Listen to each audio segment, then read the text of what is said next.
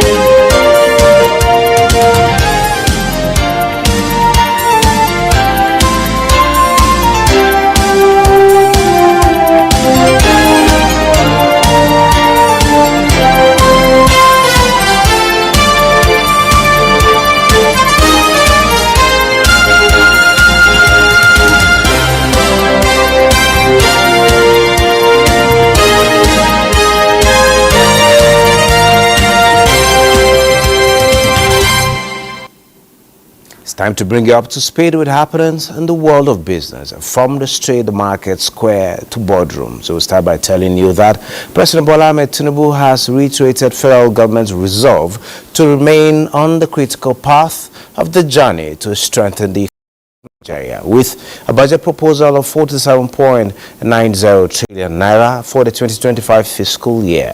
National Assembly correspondent Lami Ali reports that while presenting the budget before a joint session of the National Assembly, the president says the numbers depict a bold and exciting story of government's direction to retool and revamp Nigeria's socio-economic fabric.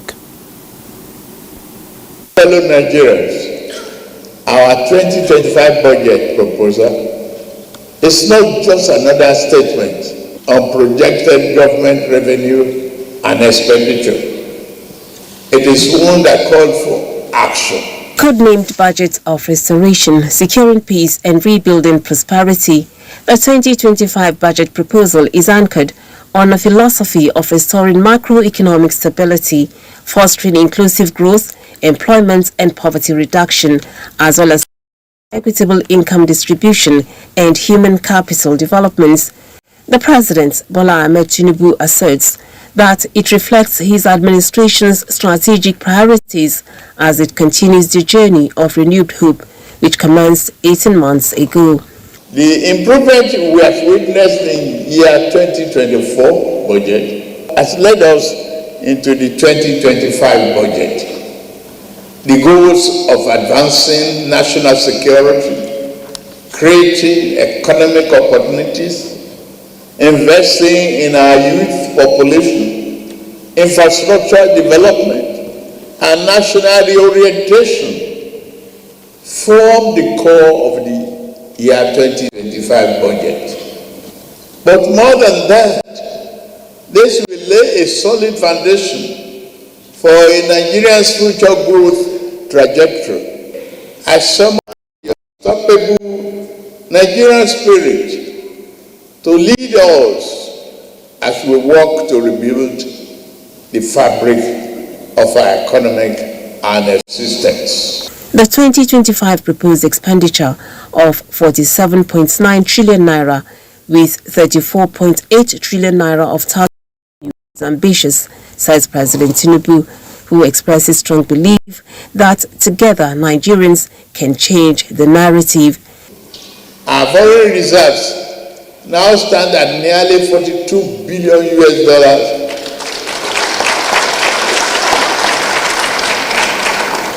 from negative inheritance. We are providing a robust buffer against external shocks. Our rising exports are reflected in our current trade surplus, which now stands at 5.8 trillion naira. National Bureau of Statistics confirms this. The clear result of gradual recovery, among others, reflected the resilience of our economy and the impact of deliberate policy choices we've made from the outset. The challenge of insecurity as existential threat demands action as it cripples vital sectors, which is why, in addition to support to farmers, huge amounts have been allocated to defense, infrastructure, health and education. We are accelerating investment in energy, transport and public works. Our people are our greatest resource. That's why we are making record investment in education, healthcare, and social services. Our administration has so far disbursed 34 billion naira to over 300 through the Nigerian Education Loan Fund, NELFund. In the 2025 budget, we have made provision for 825.90 billion naira for infrastructure development in the education sector. The President thanked the lawmakers for the support to actualize the renewed hope vision and Nigerians for the resilience, urging that citizens continue to work collectively to rewrite Nigeria's story. This is the third visit of the President to the National Assembly, twice to lay the budget.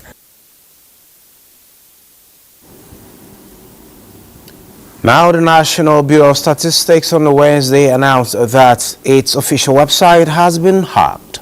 The Bureau disclosed this on its X handle, where it announced that it is currently working to recover the website and urged the public to disregard any messages or reports posted on the site until it's fully restored. The NBS, is the principal agency responsible for the collection, analysis and dissemination of statistical data in Nigeria. The Central Bank of Nigeria has revealed that diaspora remittances processed through international money transfer operators reached $4.22 billion between January and October 2024. This figure nearly doubles the $2.62 billion recorded during the same period in 2023. CBN Governor Olayemi Kadoso said this while addressing the Senate Committee on Banking, Insurance and Other Financial Institutions during an interactive session held at the National Assembly on Wednesday. According to Kadoso, the year-on-year increase of approximately 61.1% reflects significant growth. He also the analysis highlighting that remittances increased from $336 million in September 2024 to $402 million in October 2024. The governor attributed this surge to improved efficiency in remittance system, the favorable effects of President Bola Ahmed Tinubu's policies, and a growing trust among Nigerians in the diaspora to support national development. Kadoso further projected that remittance inflows would continue to rise by the end of the year, given the current trajectory. Also, the Central Bank of Nigeria said $42.1 billion external reserves of the country can finance importation of goods and services for more than 9 months in 2025. This is as the Apex Bank assured Nigerians of better economic fortunes in 2025. The governor of the CBN, Olayemi Kadoso, stated this during performance in presentation to the Senate Committee on Banking, Insurance and Other Financial Institutions. And on cash shortage, the CBN boss reiterated application of new policy of 150 million naira fine against any branch of banks caught indulging in illegal distribution of new naira notes to currency hawkers and unscrupulous elements. Now the dollar rises against peers after Fed delivers a rate cut. How much is the naira exchanging for other currencies? Let's look at the numbers.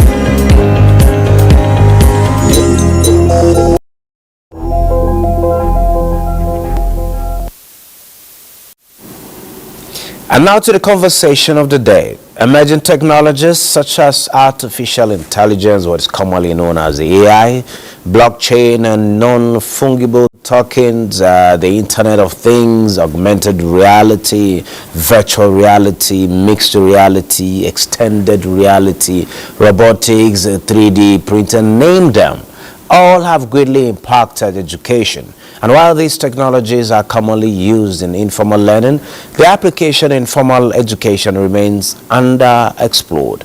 Now to speak on emerging trends in global education, implications for economic transformation and sustainable development in Nigeria is a renowned development economist, is Dr. Tosin Oluwashola. You're welcome to Business Express. Thank you for having me. Did I say Oluwashola? Is Olushola? Pardon me.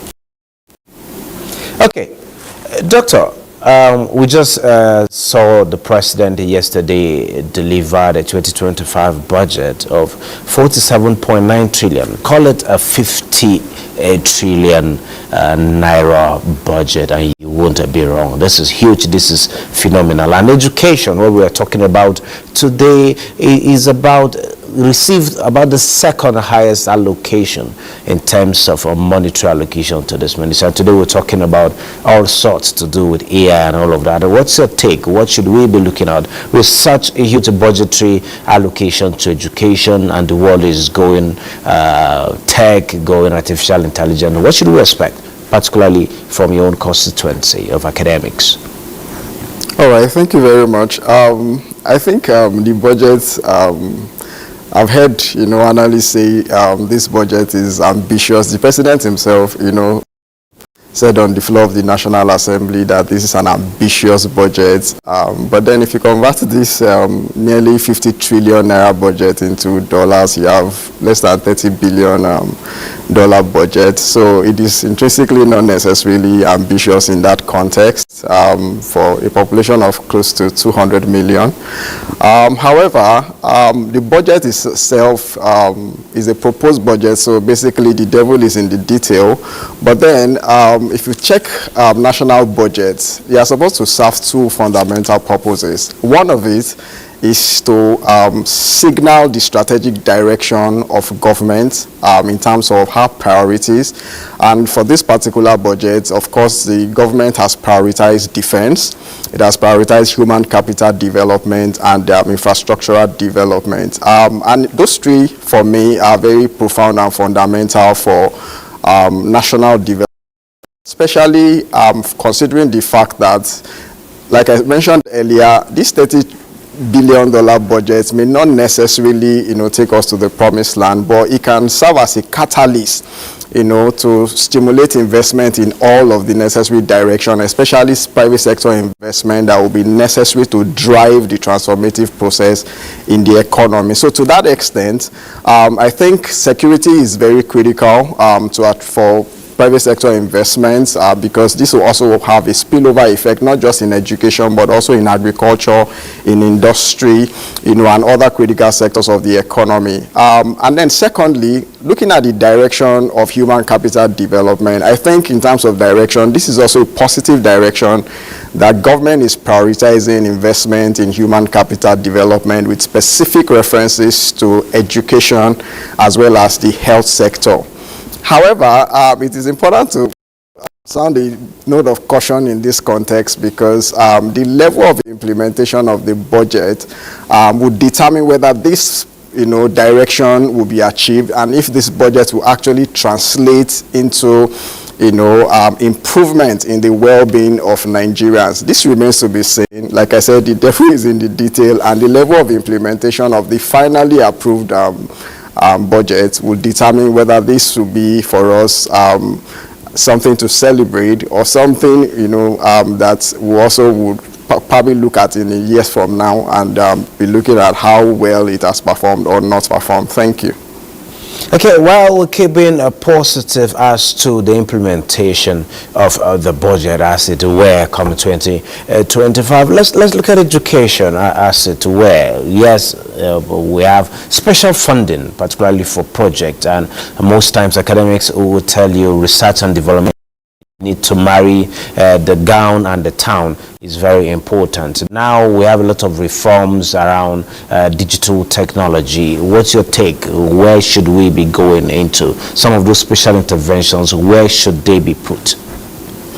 Yeah, thank you very much. For me, I think it is important to take into account the emerging trends in education, especially global trends. And this is very profound because, in biblical context, it is said that if you seek first the kingdom of God, every other thing will be added. In a national context, if you get your education structure and education strategy and your human capital development framework correctly, every other sector of the economy will certainly just thrive.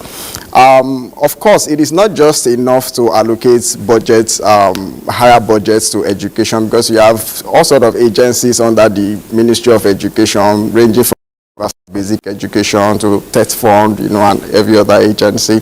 But then the world is looking in the direction of skills. Like you mentioned, when you talk about tower and gown, for us, it's a major point of intervention is required in the Nigerian education sector to bridge the gap, the very obvious gap when it comes to the level of skills acquired in our educational system and training program vis-a-vis the need of the industry.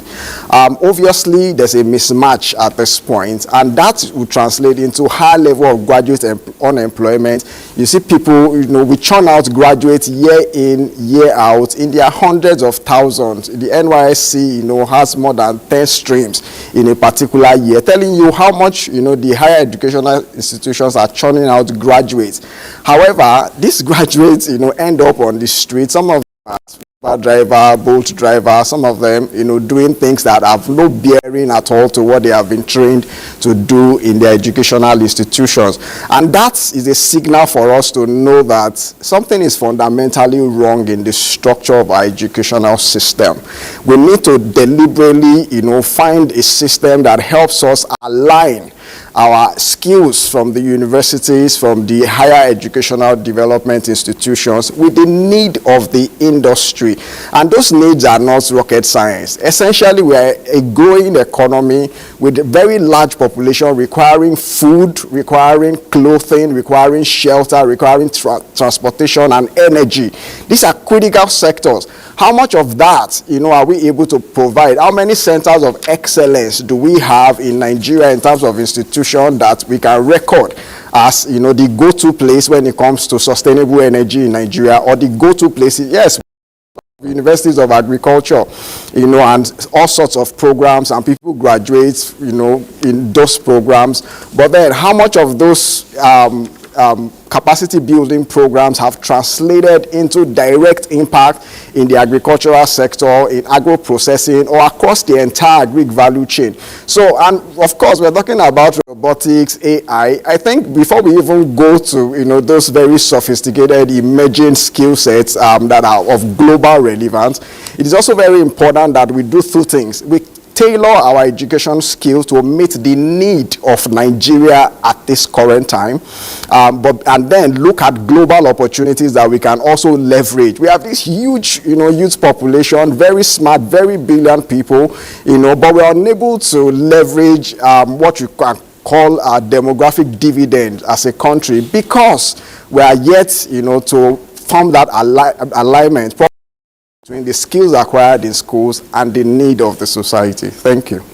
Dr. Olushola, whether homegrown technology or the imported technology or the mix of both, you've clearly said it, there is the issue of a skills gap that needs to be bridged. This conversation has been ongoing for quite a while now. What are we doing that we're not doing correctly? We see technologies commonly used in the informal learning sector not really being applied in the formal setting. Is it a rejig of our curriculum? Is it about the demand? Is the demand out there not enough for us to be driven enough to want to meet this demand and to have productivity the much that we should? What's that missing link that you think should be closed and practically? All right, thank you very much. I think this is very profound. To begin to evaluate our curriculum is basically talking about looking at the heart, of the subject matter, because sincerely, you cannot build a superstructure on a very faulty foundation. Of course, the curriculum we have inherited from the colonial system is supposed to create administrative staff and people to fit into an existing framework, of job system that meets, the interest of our colonial masters at the time. But 50 years down the line, we have yet to transition, and build a curriculum that speaks specifically to our need as a society and the need of the industries within their own context here. And going specifically to your question around, the tools that we use and or the inconsistency or the gap between theory and practice. I'll give you an instance.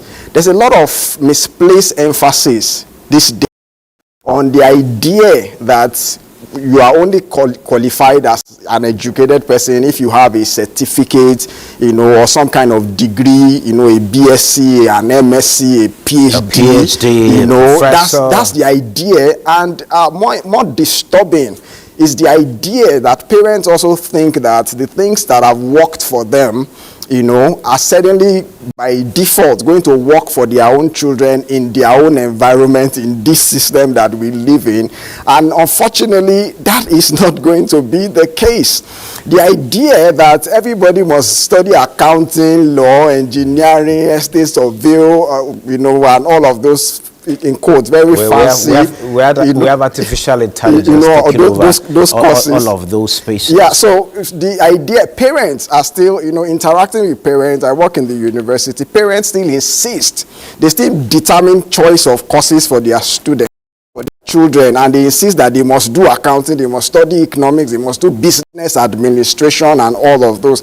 Now, the difference here is that what are the needs of society? Of course, I don't need to acquire a BSc photography or videography to do proper video editing and be, of value to somebody who runs a media enterprise. I really sincerely don't need a degree in agriculture, to be able to plug into one of the part of the agri value chain and add value and produce, the knowledge of society at that on the highway. So, Dr. Olushola, there is so much to say, but permit me, I think we're going to have a second cut to this. Thank you very much for sharing your thoughts with us at this time. Thank you so much for having me. Great. Now, gold falls more than 2% after Fed signals a rate cut slow down in 2025. Let's now take a trip to the commodity.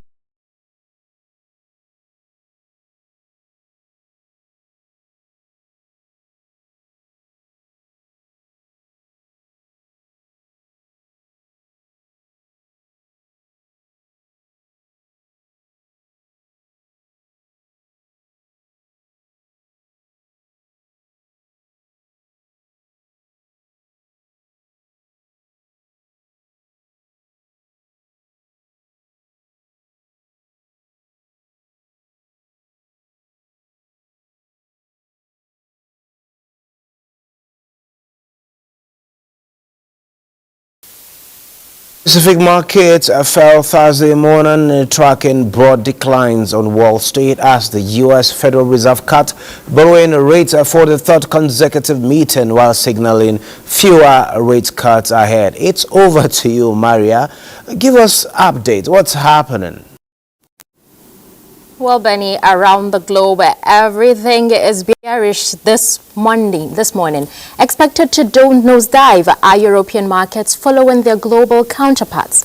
There's more central bank action in Europe Thursday, with monetary policy decisions due from the Bank of England and Norges Bank, the Central Bank of Norway. The figures show DAX at 20,242, FTSE up by 0.05% at 8,199 points, and we have the CAC at 7,384 points. From the Asian region, stocks and currencies fell. Investors assessed the Bank of Japan's decision to keep its policy rate unchanged at 0.25% for the third straight meeting. The figures show that the Nikkei dipped at 0.69%. We have Shanghai Composite at 0.36% higher, and the Hang Seng Index down by 0.35%. Stock futures were little changing as investors absorb a new sobering reality for financial markets. Trading was volatile after the regular sessions panic surrounding the Federal Reserve's revised outlook for interest rates next year. The Dow slips at 0.25%. We have S&P 500 up at 0.24%, and the Nasdaq Composite also up by 0.19%. Africa markets in red territory this morning. South Africa JSE Top 40 was lower by 1.33%. Right there, we have Namibia All-Share Index, which edged down at 0.05%. That's an overview of the global market this morning. I am Maria Adozakari. It's back to Benny now. Thank you, Maria. This is where we end this edition of Business Express. We do value your feedback, so keep the comments coming and suggestions also coming. And all previous episodes are available on YouTube and other NTA channels. Business Express returns tomorrow, Friday at 3 p.m. Keep a date with us as you keep thinking and doing business.